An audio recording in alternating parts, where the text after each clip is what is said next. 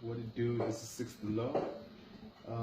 This is not Bar Sun episode 3. I think that's what I told you. Episode 3. No, this is me talking about a song I released recently. It's called TAMBIRA KURE, featuring Jerry Madondo. Amazing voice she's got. Yeah, so pretty much I thought I'd break down the song so that you kind of get an idea of what it's all about. Yeah, because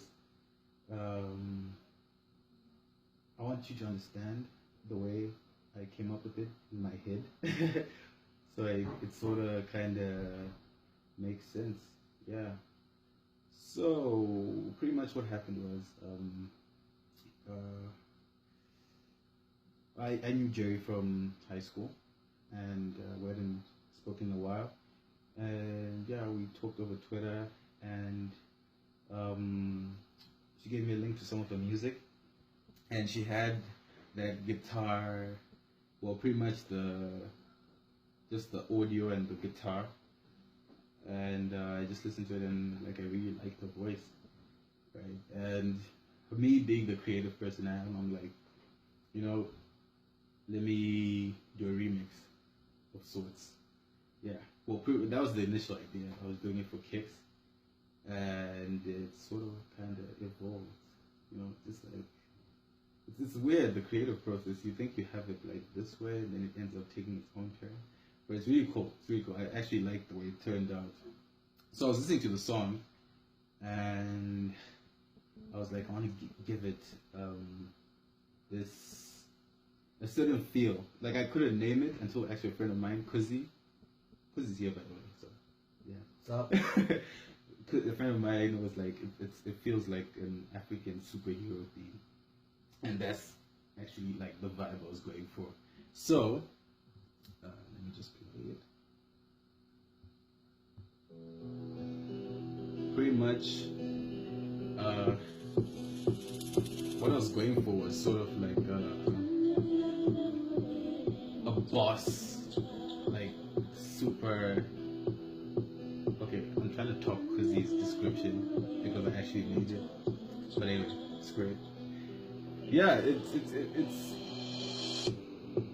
a special song. Like really, every time I listen to it, like I kind of get lost in how I made it. Because I remember I was working on it, and it was just like after a storm, and I was like on the veranda with my laptop, and like the dark clouds were still there, and there were all these birds in the sky. It was very sort of post-apocalyptic sort of thing, and I'm making this song, and it really felt good. It felt right. So I decided to add a little flavor to it. It's got this little house feel to it. It's got the house drums. But I won't really get into that. I'll just get into the concept, right? So pretty much the way I came up with the song was more of like, how she's going like Tambira Kure ni moto nocha. It's like the way I took it is like she plays the role of my conscience, right? This is my conscience telling me to stay away from this, stay away from that, because there's potential risks, and there's a lot of like danger that you might come into, because like as a creative, it's a risk being a creative. It's not easy being a creative. You have to go through a lot of ups and downs. So pretty much it was just a matter of us like really capturing that internal dialogue that an artist has. The first being your conscience, and then it goes right down through to my verse. And then my verse is more of like it talks about like insecurities because of all these ideas that we have going on in our brains. It starts off as and I'm looking at you like you so thirsty. These things I tell myself because I can handle love, handle hugs, handle family. It's pretty much like how it's so easy to like what can I say? Like if you break up with someone and then you see them with someone else, that automatically makes them a whore, right? Or it's so easy to like shame people. Like even we see it on social media all the time, like people with different body types and stuff like that. So it's very easy to look at other people and go like, oh no, she's so thirsty, and these are the things we tell ourselves because we can't handle the real stuff, love, hugs, family. So pretty much it was me going on record to show that, you know, I'm a human being too. Like it's just a human story. It's just I think, to be honest, it was inspired by some events that were happening at the time, and I just had to express them on song. But yeah, I felt as though, you know, in life, since we have so many challenges, and sometimes it's hard to articulate exactly what we're feeling. So I felt like, you know, I was speaking for that individual who is, you know, in sort of like a box of their own making, and they're trying to escape from that, and the internal dialogue. That's why there's so many voices on the song. If you notice the way my verse is set up, it's got the main vocal. Let me actually just skip to that real quick. You so thirsty.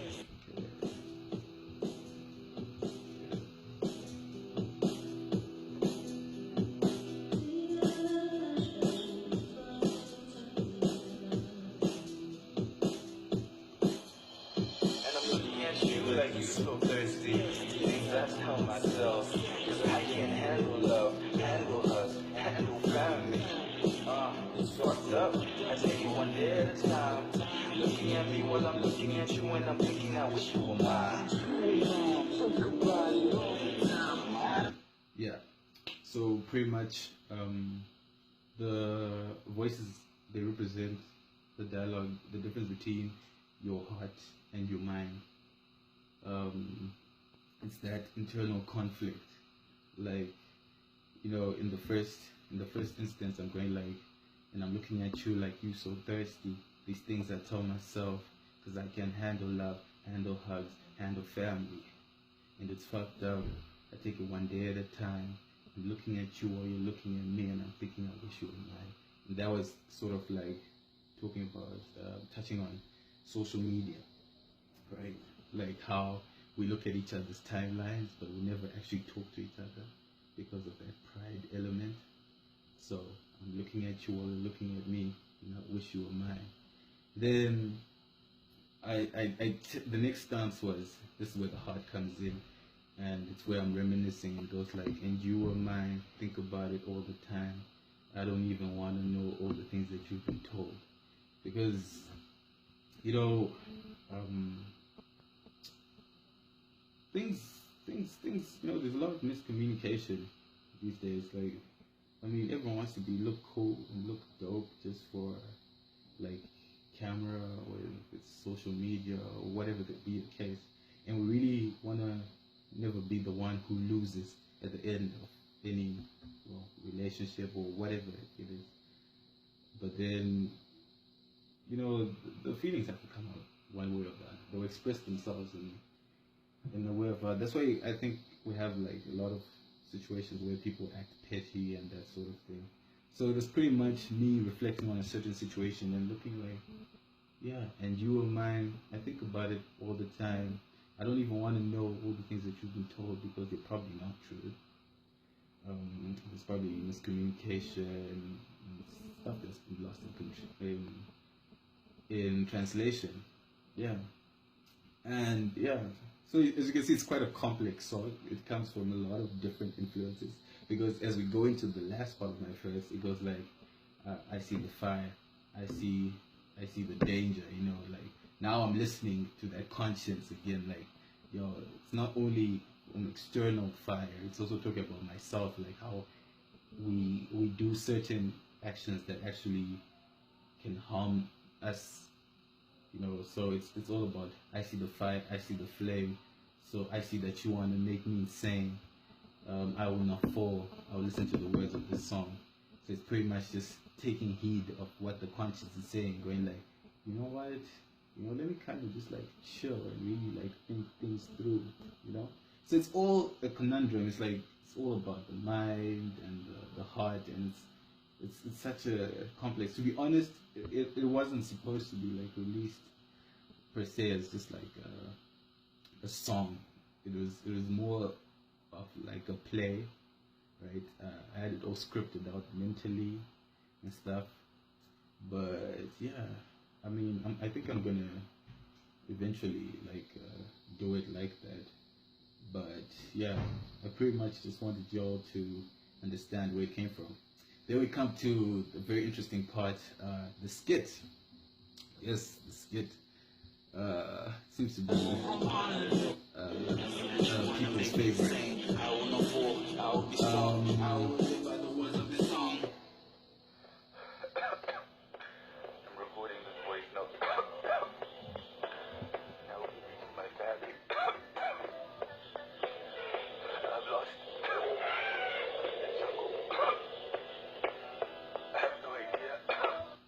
Okay, so pretty much, it is funny. It's a funny skit. It's me recording a voice note, and I'm in the jungle, and it's me telling my family pretty much that, hey, I love you all, and I don't know if I'm gonna make it through the night, but if I don't, download my mixtape though. And yeah, it's got multiple layers though, because like as you can see how the song is complex, and it's got like so many layers, and it's got so many dimensions.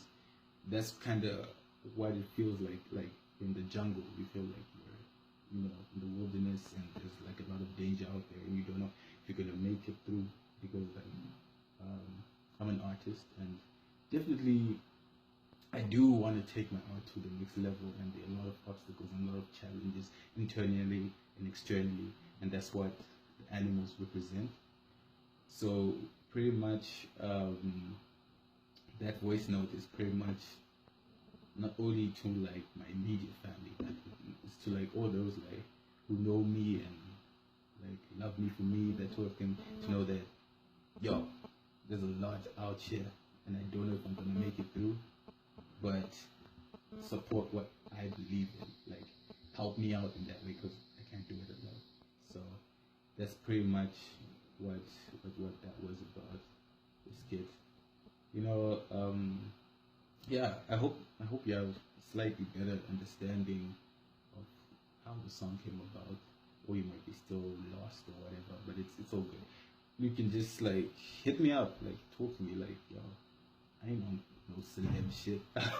I'm just like an up and coming dude, like yeah, I'm just like out here creating, making stuff that I actually love, and putting my heart into what I'm making. So yeah, let's have a dialogue.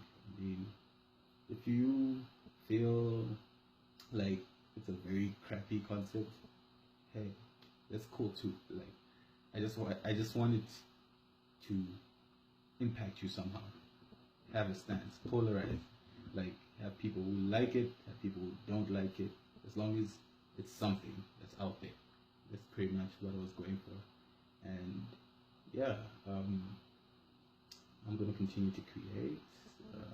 I've got new music coming through. I've been working on that, using a lot of sleep. But yeah, it's fun. I love the process. So yeah, I'm looking to learn. I'm looking to create. If you have something like art you do, you create, you're creative too, like let's link up, let's have a conversation, let's make something really cool. You never know.